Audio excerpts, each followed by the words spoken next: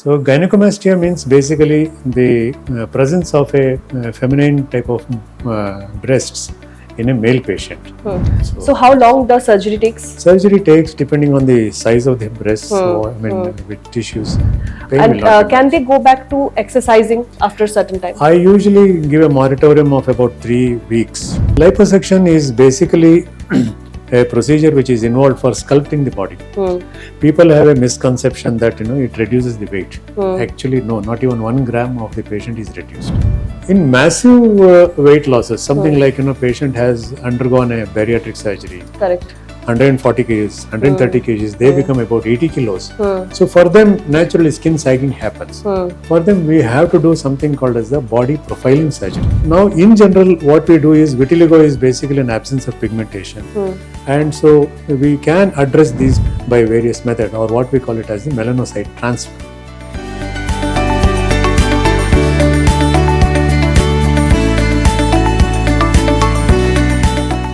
Hi everyone, I'm Pallavi. I'm a lifestyle and corporate influencer, and today I have the privilege to have with me Dr. Anantheswar, who is the consultant plastic reconstructive and cosmetic surgery at Old Airport Road, Manipal. Thank you, doctor, for joining me today. Thank you very much. Today we are going to discuss about few topics around plastic surgery pertaining to the new launch that we had today at the hospital. Yes. So the first topic I will discuss is about gynecomastia. All right. So what is it, and who are the patients who come for the surgery? All right. So gynecomastia means basically the presence of a feminine type of breasts in a male patient, and also it is associated with pain. So by definition wise, a painful enlargement of male breast is called gynecomastia. Okay. And usually by the age of about 14 years to 15 years to 18 years, the growth of the hormones will start stabilizing to some extent. And since both male and female will be having both the hormones, at the age of secondary sexual characteristics, around the puberty age, they will materialize to some, what we normally call as the puppy fat starts going off. Right. But in some people it starts remaining. So then it is called a gynecomastia. Right. If it persists in males, it is called gynecomastia. So you're saying the testosterone level or the hormonal imbalance is the reason behind it? One of the reasons behind it, actually. Or is it also because of obesity? Obesity, urban obesity is a main problem nowadays. Okay. But urban obesity, it becomes a part of the generalized obesity program. Right. Whereas gynecomastia is purely only pertaining to the breasts. Okay. Are there any candidates whom you think they are not the right candidate to opt for this procedure? Yes. So most of the times it is usually, as I told you, when the maturity sets in, we usually wait for about 20 to 21 years. And then that is the time when they become stabilized by hormonal levels wise and other things. And if it still persists, then they become candidates for surgery. Right. Otherwise, most of the times they revert back into the lean, mean physique. Correct. Most of the times, and so they don't have to do anything beyond that. So it is not advisable to do the surgery when it is around 14 or 15 years of age. So is this procedure only for treating like the chest, which is more feminine part? Yes. Okay. Yes. All right. And what are the procedures that take care? Yeah. So one is what we call it as conventionally, earlier they used to do a open method in which they used to remove the gland. Okay.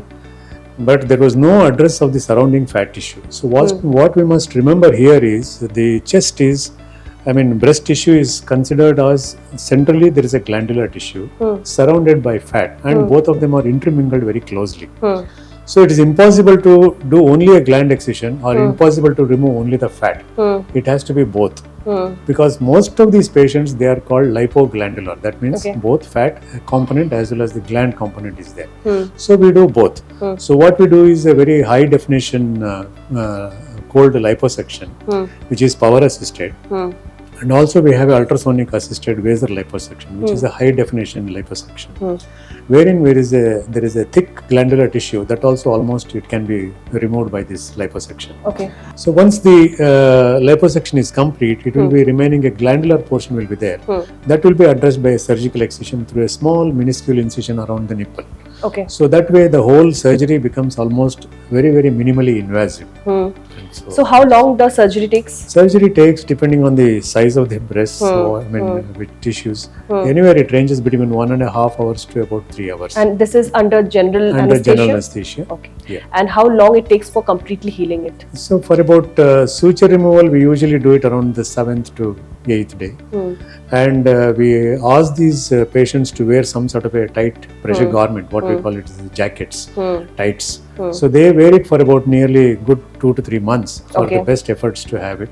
We also suggest them some skin emollient cream so that the creases are all and the surgical scars will mellow down in due course of time. So all in all, you can say I usually admit only for a day.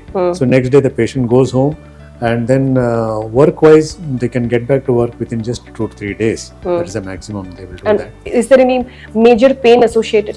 Usually no. They come. Usually they complain of some sort of a numbness than the pain. Because we will have been infiltrating that area with lot of liposuction. So you're saying the sensation might sensation will be less actually. And can they go back to exercising after a certain time? I usually give a moratorium of about 3 weeks to a month maximum, especially swimming and the pressure push-ups, or what we call it as the chest push-ups. Chest exercises. So these exercises involving the pectoral muscles. Involving the pectoral muscles, to prevent a very remote chance of some blood vessel getting opened up and causing a clot there. Otherwise, by about a month they are ready to go back. But second day itself they are ready to go for walking. Oh wow! And can it again reoccur? No. In general, unlike other areas where we remove the fat from the abdomen or we remove from the flanks or the hips, thighs, they can recur if they don't follow the good diet and exercise protocol. This area is almost permanent. So there is no question because the gland is involved along with the fat, so it is removed together. So there is no question of recurrence here. So just continuing with that to liposuction. So what is that procedure and how invasive is it and how much time it takes for the procedure? Liposuction is basically a procedure which is involved for sculpting the body. People have a misconception that it reduces the weight. Actually no, not even 1 gram of the patient is reduced. But if you're removing the fat, then yes, fat will amount to some sort of a volume basis, but it will never amount to a weight basis. So it is a misconception saying that okay, fine, I have removed 5 liters, I have removed 8 liters. It doesn't materialize it to about 5 kilos or 7 kilos like that. So there will be a noticeable inch loss. Noticeable inch loss. So that is why it is called as the liposculpting. So it is not exactly liposuction. It's like a body contouring. Body contouring, exactly. So people have a misconception like, okay, generalized obesity, if I come there, I will get about 7 liters of removed, so I will become slim. No, they are not the right candidates at all for this liposuction. So now you may ask me, who are the candidates for liposuction? Yes. Number 1, the person who comes and says that, sir, I have done the diet, I have done the exercise, I have reduced from so-and-so kilos to so-and-so kilos now. And it has remained plateau. It has never changed beyond this for the past 6 months. I am still continuing the diet, I am still continuing the exercises, but at some areas there are still patches of fat, which is stubborn fat is there, like lower abdomen, upper thigh. They are the right candidates. They are the right candidates because those areas can be addressed by liposuction and they get a beautiful results. So continuing this thing, what are the correct areas or the areas where most of the times the correct areas is I will put it in a little common words actually. One is the outer aspect of the breasts.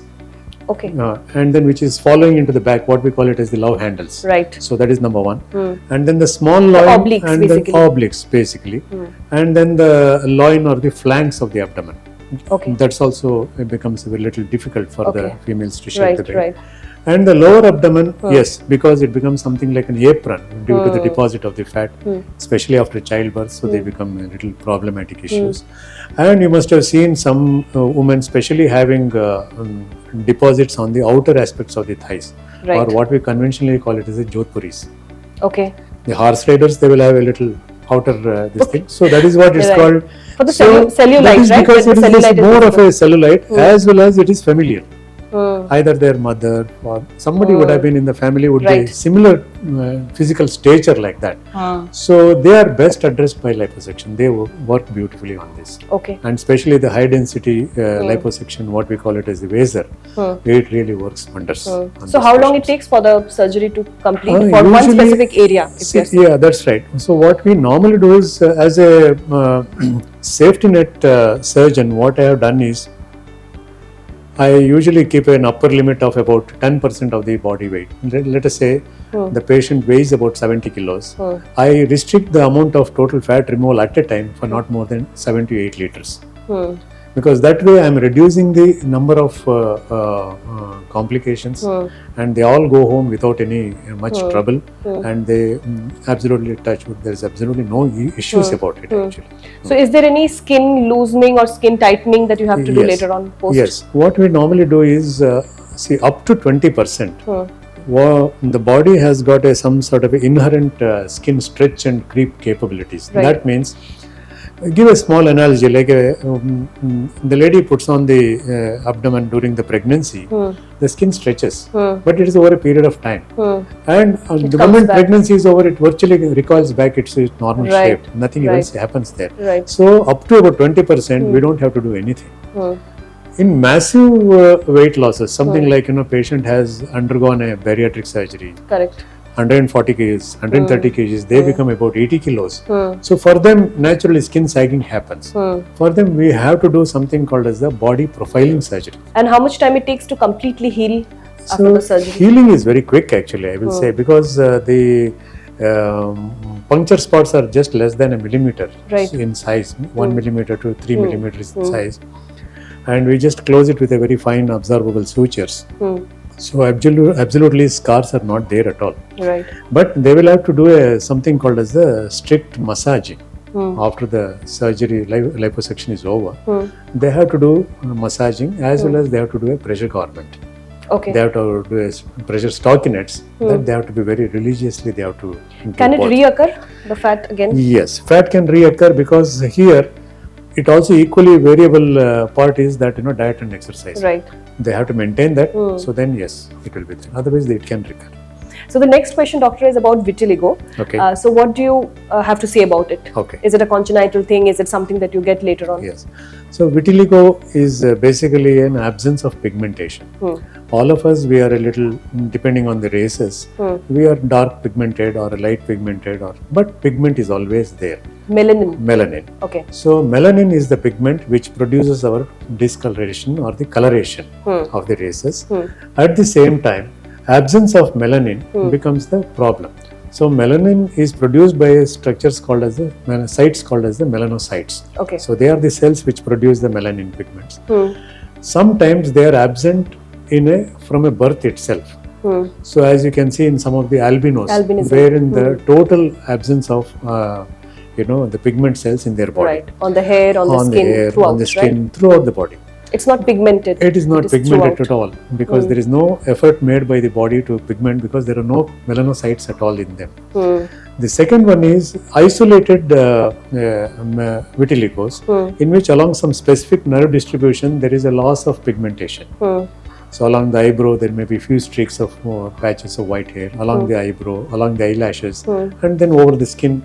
So these are all very specific unto specific nerve distribution. So essentially, because it happens because all the melanocytes are basically derivatives of the neurosystem. They are from the nervous system. So now in general what we do is, vitiligo is basically an absence of pigmentation, and so we can address these pigmented, these individuals who have got pigmentation problems by various methods, or what we call it as the melanocyte transfer. Okay. So that is what we do. From where do you get those? Yes. So this is a procedure. Other part of the body? Other part of the body. Okay. So what we do is, normally we take a very small, depending on the requirement of the area to be covered, usually about 1 centimeter to 5 centimeter of the skin graft is taken, and it is kept through a procedure of separating the dermis and the epidermis. Now the dermis is removed. Epidermis is the outer layer that has got the rich segments in melanocytes. Okay. So that is treated with a trypsin as well as with a centrifuge, and then it is converted into a very fine melanocyte paste. Oh. And then it is powdered into it, and then it is applied onto the dermobraid area over the vitiligo. Oh, okay. And so it starts picking up from the new pigment cells from this, and then it starts coalescing together, and then gives a very good results. So for people who are it is increasing, they will not be the right candidate for your surgery. Exactly, you are perfectly correct. So normally I would rather suggest that the ideal candidate is vitiligo, which is stationary for up to at least 2 years. So if it is less than 2 years, then we usually make them to wait for about 2 years. Ensure that it has not progressed, it has not increased in size or texture, so then we can go ahead and do the physics. And how much time it takes for that? It is a OPD procedure. It is purely done in an OPD procedure. So removal of the skin will... Removal of the skin is hardly local about anesthesia? Local anesthesia. Okay. Everything is done under local anesthesia. It is done about 5 to 10 minutes of taking the graft, and after that about 45 minutes for the preparation of these melanocytes, and then again the patient is brought back to the operation suite, and then the area which is dermabrated, which is affected, is covered with this. And how much time for the results to be seen? Results to be seen is fairly early, I will say. It's usually by about 15 days it will start the early results, and by about 3 months almost the results are really complete. So on face also it can be done? Everywhere. Everywhere. And can it reoccur once you have operated on that area? Yeah, this melanocyte pigmentation is one thing which God has held his secrets very tightly. So we really don't know which one will recur or which one will reappear in some other place. We can't call it recurrence, but yes, it can reappear in some other place. So then we don't have a choice. Got it. Yes. And as per as popular myth that it is transferable or it is through children, kids can have that. It's not true, right? No, it is not true at all. It's in fact, yes, it is one of the rare anomalies which can happen. It's like any other congenital anomalies. This also is an anomaly. In fact, I was discussing the other day. As a child, I have seen, in front of the cafeterias, the notice boards being put, that patients with leprosy and vitiligo should not enter the. So that was the state of taboo which these patients had. Right. It's very unfortunate actually, but now that there are some answers. Accepted. Yes, and there are some answers for this. Earlier we didn't know what is to be done. Now that the biology of the disease is understood, and we also know these can be transferred, and these can be transferred at a very, very creditable way, and in a very predictable way the results are out. So I think we are quite satisfied with this. Right. Thank you so much, doctor, for giving us so much insight about all these topics. Do you want to say something to the viewers about what happened today, the launch on Manipal? All right. Yeah. Dear listeners, season's greeting to you. We at Manipal Hospital Plastic Surgery Department have opened an exclusive aesthetic unit, what we call it as the aesthetic studio, catering to the needs of the exclusive patients who want to undergo various cosmetic procedures. It ranges right from rhinoplasty, liposuction, vitiligo treatment, and of course hair transplantation. So various other skin lesions, skin conditions, and other minor procedures including blepharoplasties are all undertaken here. And the best thing we offer about is the technical expertise of our consultants along with me, and Dr. Srikanth and Dr. Mayur, as well as the safety net offered by our hospital, Manipal Hospital. Thank you so much, doctor, and congratulations on the launch. Thank you very much. Thank you, Pallavi. Bye. Thank you. Bye.